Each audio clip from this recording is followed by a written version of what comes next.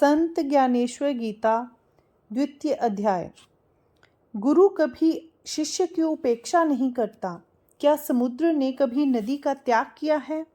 अथवा माता यदि अपने लड़के को अपने पास से हटा दे तो वह लड़का कैसे जीवित रह सकता है? हे श्री कृष्ण, आप सावधान होकर सुने।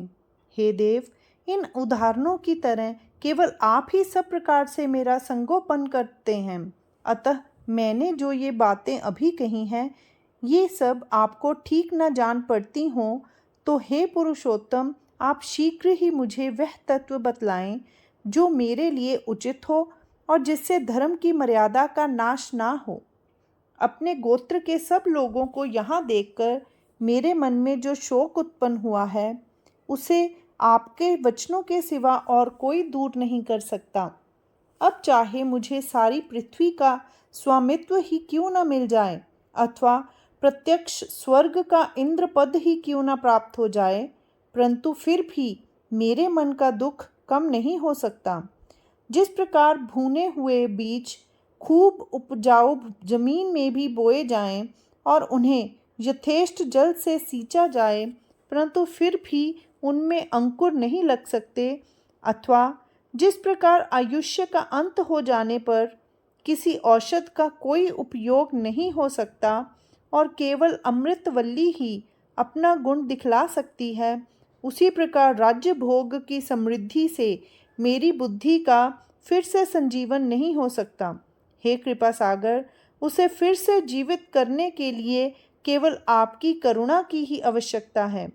क्षण भर के लिए भ्रांति के जाल से छूटे हुए अर्जुन ने एक बार फिर ये बातें कह तो डाली, परंतु फिर तुरंत ही उसे पहले वाली लहर ने आकर दबा लिया।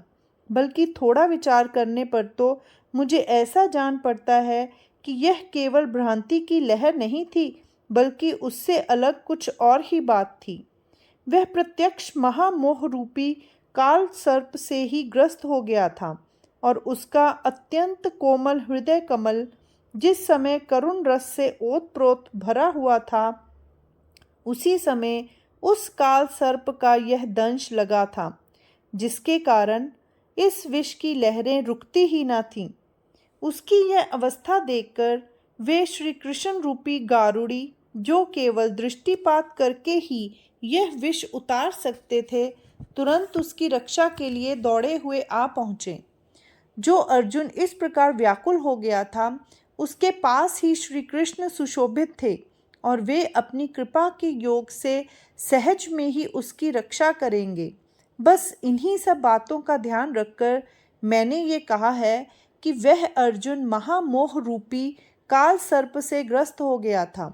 फिर उस समय वह अर्जुन उसी प्रकार भ्रम से ग्रस्त हुआ था जिस प्रकार मेघों के आ जाने से सूर्य ढक जाता है, अथवा अर्जुन दुख से उसी प्रकार जर्जर हो गया था जिस प्रकार गर्मी के दिनों में कोई पर्वत आग लगने से बिल्कुल झुलस जाता है। इसीलिए उसे शांत करने के उद्देश्य से वे श्री गोपाल कृष्ण रूपी मेघ, जो सहज ही श्याम हैं और कृपा रूपी अमृत से भरे हुए हैं, उसकी ओर बढ़े।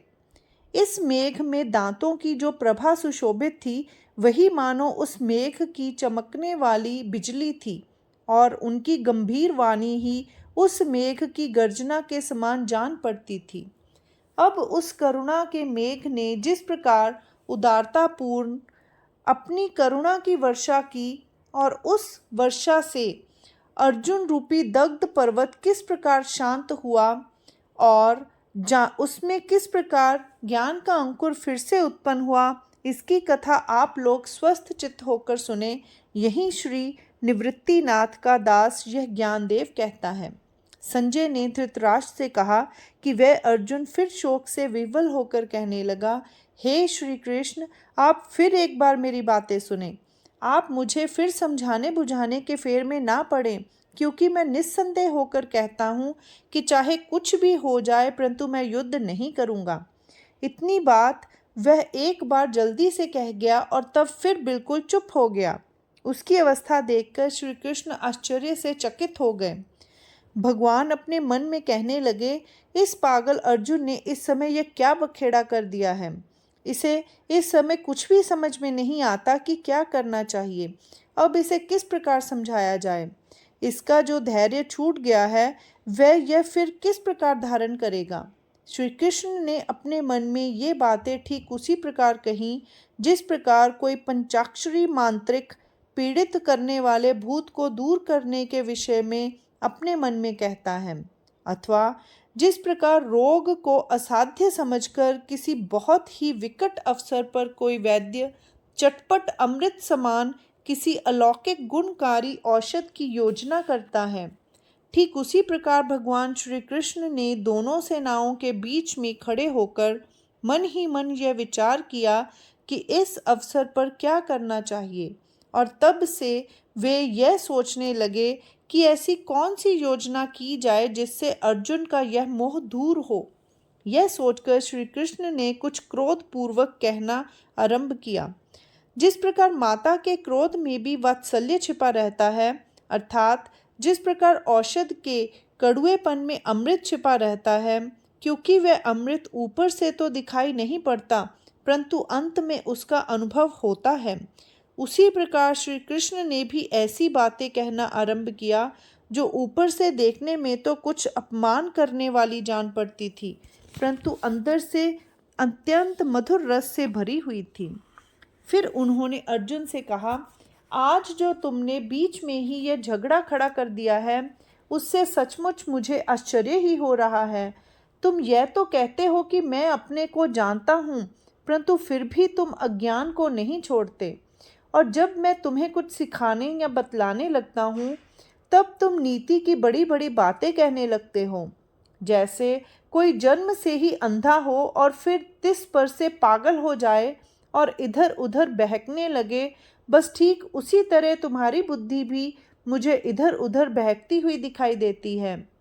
मुझे रह रहकर यही आश्चर्य होता है कि तुम्हें स्वयं अपने आप का तो कुछ ज्ञान होता ही नहीं और तुम कौरवों के संबंध में शोक करना चाहते हो।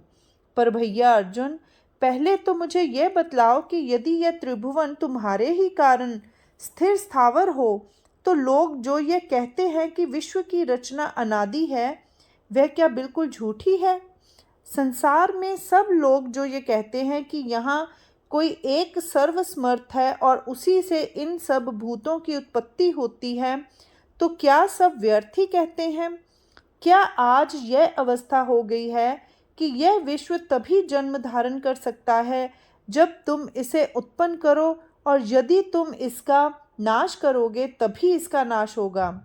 तुम भ्रम के कारण अहंकारी हो गए हो और इसीलिए इन लोगों का घात करना तुम्हें अच्छा नहीं लगता, परंतु तुम मुझे एक बात का उत्तर दो, यदि तुम इन लोगों का घात नहीं करोगे तभी ये लोग चिरंजीव होंगे, अथवा क्या तुमने अपने मन में ये भ्रामक कल्पना कर ली है कि एक अकेले तुम ही मारने वाले हो और सब लोग मरने वाले हैं। यह विश्व तो अनादि सिद्ध है, यह सृष्टि के नियम से ही उत्पन्न होता है और उन्हीं नियमों से इसका लय होता है। फिर तो मुझे यह बतलाओ कि तुम इसके लिए शोक क्यों करते हो, परंतु मूर्खता के कारण स्वयं तुम्हारी समझ में ही कोई बात नहीं आती। तुम व्यर्थ ही चिंता करने लगते हो और उल्टे मुझको ही नीति का पाठ पढ़ाते हो।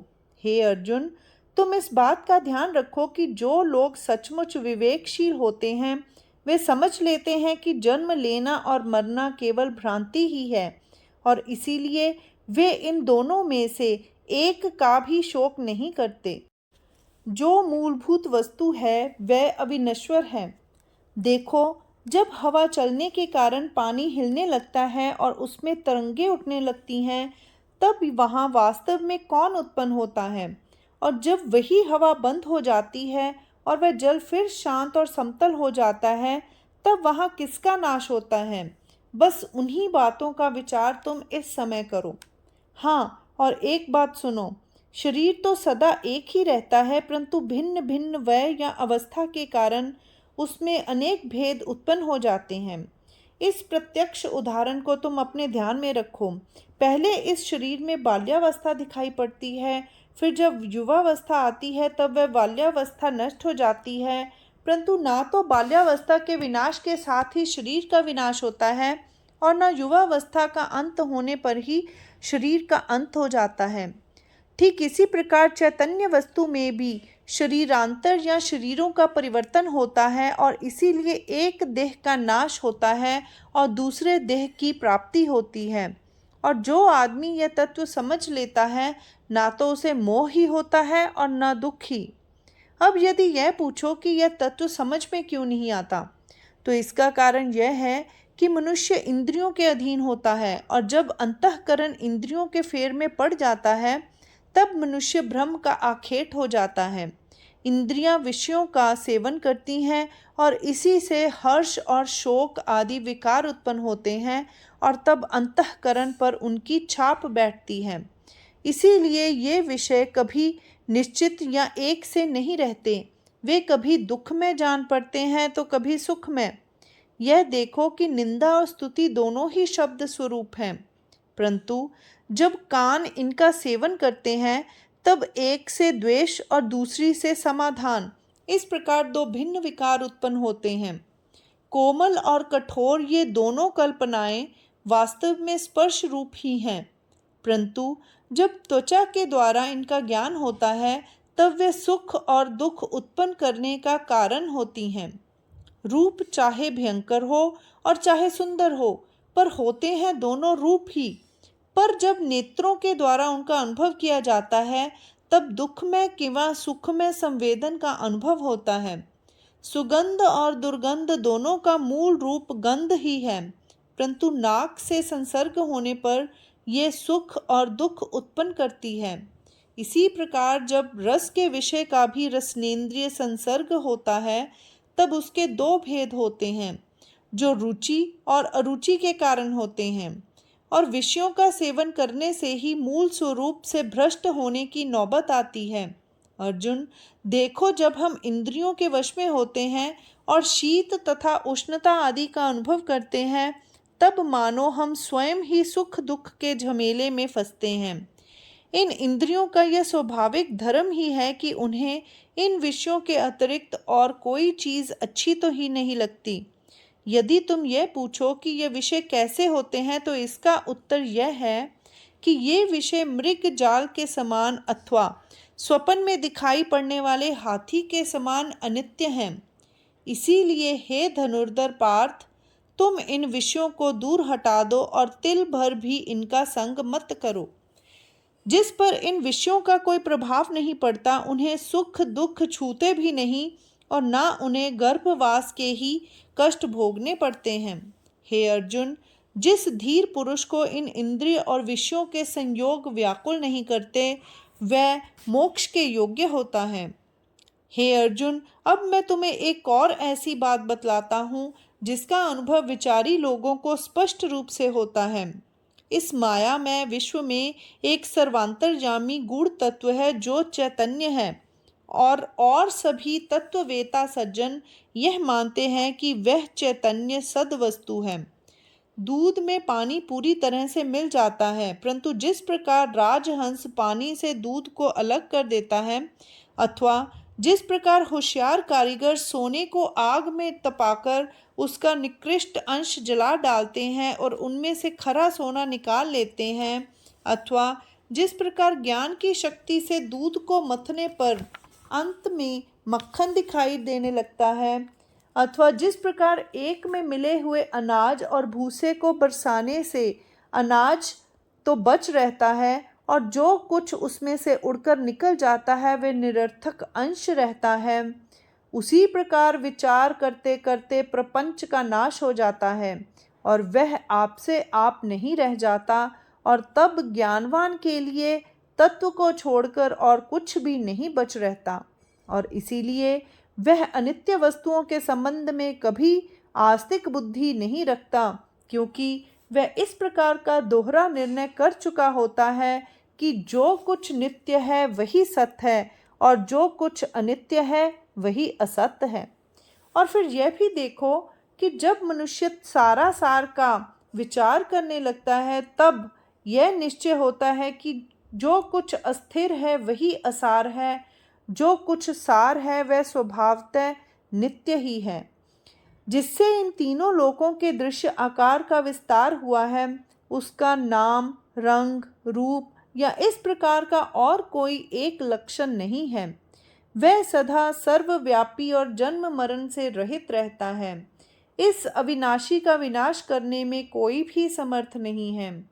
और ये सब शरीर स्वभावतः नाशवान है। इसीलिए हे पांडुपुत्र पार्थ, तुम निशंक होकर युद्ध करो। तुम केवल इस शरीर का अभिमान करके और इस शरीर पर ही दृष्टि रखकर यह कहते हो कि मैं मारने वाला हूँ और ये लोग मरने वाले हैं। परंतु हे भरतवंशी अर्जुन, अभी तक यह बात तुम्हारी समझ में नहीं आई कि यदि सत्य असत्य का विचार किया जाए तो ना तो तुम लोगों को मारने वाले ही हो और ना ये लोग मारे जाने वाले ही हैं। जो कुछ स्वप्न में देखा जाता है वह केवल स्वप्न में ही सच्चा और ठीक माना जाता है, पर जब आदमी जागकर देखता है तब स्वप्न में देखी हुई चीज़ों का कहीं नाम निशान भी नहीं रह जाता। इसी प्रकार तुम इस माया को भी समझो और इसीलिए तुम केवल भ्रम में पड़े हो।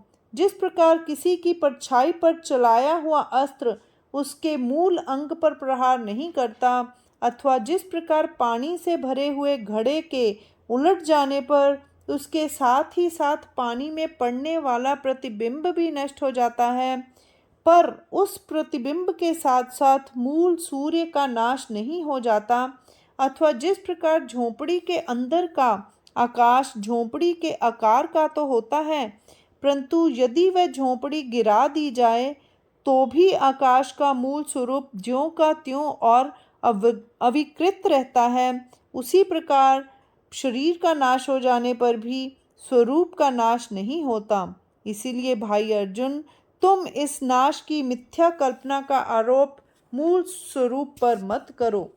जिस प्रकार लोग पुराने वस्त्र उतार कर दूसरे नए वस्त्र पहनते हैं, उसी प्रकार यह चैतन्य अधिपति जीवात्मा एक शरीर को छोड़कर दूसरा शरीर धारण करता है। यह आत्मा अनादि, निरंतर, स्वतः सिद्ध, उपाधिहीन और अत्यंत निर्दोष है। इसीलिए शस्त्रों आदि से इसका छेद नहीं हो सकता। कल्पांत वाले जल प्लावन से भी यह भीग नहीं सकता और आग से भी यह जलाया नहीं जा सकता। पवन की शोषक शक्ति का प्रभाव भी इस पर नहीं पड़ता। हे अर्जुन, यह आत्मा अविनाशी, विकाररहीन, शाश्वत और सर्वव्यापी है और इसीलिए यह स्वयं ही परिपूर्ण रहता है।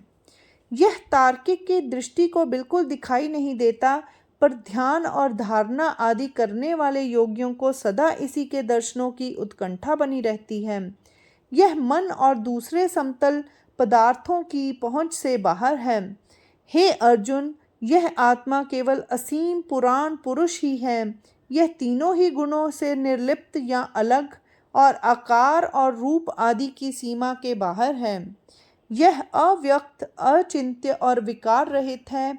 भाई अर्जुन, इस आत्मा को इसी प्रकार समझना चाहिए और यह अनुभव करना चाहिए कि यह सबके अंतर्गत है। बस फिर तुम्हारे शोक के लिए सहज में ही तिल भर भी स्थान ना रह जाएगा। अथवा यदि तुम इस आत्मा को इस प्रकार ना समझकर इसे नाशवान ही मानते हो तो भी भाई पार्थ, तुम्हारे लिए शोक करने का कोई कारण नहीं है। और इसका हेतु यह है कि उत्पत्ति, स्थिति और नाश का प्रवाह अस्खलित, अखंड और शाश्वत रूप से चलता रहता है। जैसे गंगा में पानी का स्रोत बराबर प्रवाहित होता रहता है, अपने उद्गम स्थान में यह अखंडित रहता है और अंत में समुद्र में जाकर समरस हो जाता है। और इस प्रकार यह पानी यद्यपि निरंतर बहता रहता है, परंतु फिर भी जिस प्रकार बीच बीच में सब जगह उसका अस्तित्व दिखाई देता है, उसी प्रकार यह समझ रखना चाहिए कि उत्पत्ति, स्थिति और लय, ये तीनों अवस्थाएं सदा एक दूसरी में मिली रहती हैं। काल या समय का कोई ऐसा अंश नहीं है जिसमें ये तीनों अवस्थाएं भूत मात्र के साथ लगी न रहती हों। इसीलिए इन सब बातों के विषय में तुम्हारे दुख करने का कोई कारण नहीं है, क्योंकि यह स्थिति स्वभावतः ऐसी ही अनादि है। अथवा हे अर्जुन, यदि यह बात तुम्हें ठीक ना जान पड़ती हो कि सब लोग बराबर उत्पन्न होते और मरते रहते हैं, तो भी तुम्हारे लिए इस विषय में दुख करने का कोई कारण नहीं है, क्योंकि यह उत्पत्ति और लय दोनों अपरिहार्य हैं। इन्हें कभी कोई रोक नहीं सकता। जो उत्पन्न होता है उसका नाश भी होता है, और जो नष्ट होता है वह फिर से उत्पन्न भी होता है, और यह चक्र पानी के रहट की तरह बराबर चलता रहता है। अथवा जिस प्रकार सूर्य का उदय और अस्त बराबर आपसे आप होता ही रहता है और उसमें कभी बाधा या अंतर नहीं पड़ सकता, उसी प्रकार यह जन्म और मरण भी अनिवार्य है। जब महाप्रलय का समय आता है तब यह त्रैलोक्य ही नष्ट हो जाता है, पर फिर भी उससे यह आदि और अंत टल नहीं सकता। यदि यह बात तुम्हारे मन में ठीक जंचती हो, तब फिर तुम इस दुख को क्यों करते हो? भाई धनुर्धर पार्थ, तुम जानबूझकर अज्ञान में क्यों पड़ते हो? इसके सिवा हे अर्जुन, यदि तुम इस बात पर और भी अनेक रूपों से विचार करोगे तो तुम्हारी समझ में यह बात आ जाएगी कि इसमें दुख करने की कोई बात ही नहीं है। जो ये सब भूत जन्म से पहले अप्रकट थे और जन्म के उपरांत जिन्होंने आकार धारण किया, वही भूत मरने के बाद अप्रकट हो जाने वाले हैं, केवल बीच में प्रकट हैं। फिर ऐसी स्थिति में क्या शोक करना है? होता केवल यही है कि ये सब भूत फिर अपनी पूर्व वाली स्थिति में पहुंच जाते हैं, परंतु जन्म और लय के मध्य में जो कुछ दिखाई पड़ता है वह सोए हुए आदमी के स्वप्न की भांति माया के प्रभाव से सत्व रूप आत्म तत्व में भासित होने वाला आकार ही है। अथवा जिस प्रकार हवा के चलने से जल तरंगों के रूप में दिखाई देता है, अथवा दूसरे लोगों की इच्छा से जिस प्रकार सोना अलंकारों का रूप धारण करता है, उसी प्रकार शरीरधारी भूत मात्र ने माया के बल से आकार प्राप्त किया है। और यही बात तुम अच्छी तरह समझ लो। आकाश में छाए हुए बादल जिस प्रकार वास्तव में कुछ भी नहीं होते, उसी प्रकार जब ये जन्म और लय के झगड़े वास्तव में हो ही नहीं सकते, तब फिर उनके लिए तुम्हारा यह रोना कल्पना क्यों हो रहा है? तुम यह बात निश्चित रूप से समझ लो कि यह एक रूप चैतन्य कभी नष्ट नहीं होता है और सदा अविकृत रहता है। जब इस चैतन्य तत्व की बात मन में जम जाती है, तब विषय वासनाएं संतों को छोड़कर चली जाती हैं। इसी चैतन्य के लिए विरक्त लोग वनवास तक स्वीकृत करते हैं और इसी पर दृष्टि जमाकर बड़े बड़े मुनि ब्रह्मचर्य आदि व्रत और तप करते हैं।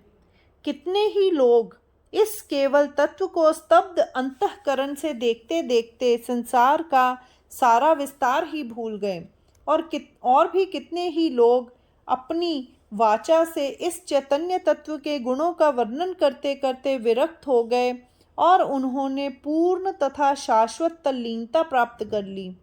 बहुत से लोगों का समाधान इस चैतन्य के विषय में श्रवण करने से ही हो गया और उनकी देह बुद्धि का नाश हो गया, और कुछ लोग स्वयं अपने अनुभव से इस तत्व को जानकर इसके साथ समरस हो गए। जिस प्रकार समस्त नदियों का प्रवाह जाकर समुद्र में मिलता है, और यदि वह समुद्र में मिलकर समा नहीं जाता, परंतु फिर भी वह प्रवाह कभी लौटकर पीछे नहीं आता, उसी प्रकार श्रेष्ठ योगियों की बुद्धि चैतन्य में मिलते ही उनके साथ समरस हो जाती है। परंतु यदि उस चैतन्य का साक्षात्कार होने पर भी वे उसमें समरस नहीं होते, तो भी वे इस चैतन्य तत्व से कभी परान्मुख नहीं होते। तुम यह बात समझ लो कि जो सभी स्थानों पर और सभी शरीरों में रहता है और मन में जिसके घात का विचार करने पर भी जिसका घात नहीं हो सकता, वह एक रूप चैतन्य ही इस विश्व की आत्मा है। इसी के स्वाभाविक धर्म में से ये भूत मात्र उत्पन्न होते हैं और फिर लय को प्राप्त होते हैं। तो फिर ऐसी अवस्था में तुम किस घात के लिए शोक करते हो? हे अर्जुन, ये सब बातें तो बिना कहे ही तुम्हें ठीक जचनी चाहिए। फिर मेरी समझ में नहीं आता कि इन सब बातों का ज्ञान तुम्हें क्यों नहीं होता। परंतु तुम्हारा यह शोक करना अनेक प्रकार से दोषमय है। तुम अब भी अच्छी तरह विचार क्यों नहीं करते? तुम क्या सोच रहे हो? जिस स्वधर्म से तुम्हारा तारण होने को है, तुम उसी स्वधर्म को भूल गए। यदि यहाँ इन कौरवों का अथवा तुम्हारा ही कुछ अनिष्ट हो जाए, अथवा यहाँ स्वयं कल्पांत ही क्यों ना हो जाए, परंतु फिर भी हमारा जो स्वधर्म है उसका त्याग करना किसी प्रकार उचित नहीं है। यदि तुम स्वधर्म का त्याग कर लोगे तो क्या तुम्हारी इस समय की कृपालुता तुम्हें तार देगी? हे अर्जुन, यदि तुम्हारा अंतःकरण इस समय दया से द्रवित हो गया हो तो ऐसा होना ही इस युद्ध के अवसर पर नितांत अनुचित है। गौ का दूध बहुत अच्छा होता है, पर फिर भी यह नहीं कहा गया है कि जिसे ज्वर आता हो उसे दूध का पथ्य हो। यदि यह नए ज्वर के किसी रोगी को दिया जाए तो वह विष ही हो सकता है। ठीक उसी प्रकार यदि प्रसंग का ध्यान ना रखकर जब जो जी में आवे तब वह कर डाला जाए तो उससे कल्याण का नाश ही होता है। इसीलिए हे अर्जुन, अब तुम होश में आओ। तुम व्यर्थ क्यों दुख करते हो और क्यों कष्ट उठाते हो? जिस स्वधर्म के अनुसार आचरण करने पर त्रिकाल में भी कोई दोष नहीं होता, उसी स्वधर्म को तुम देखो।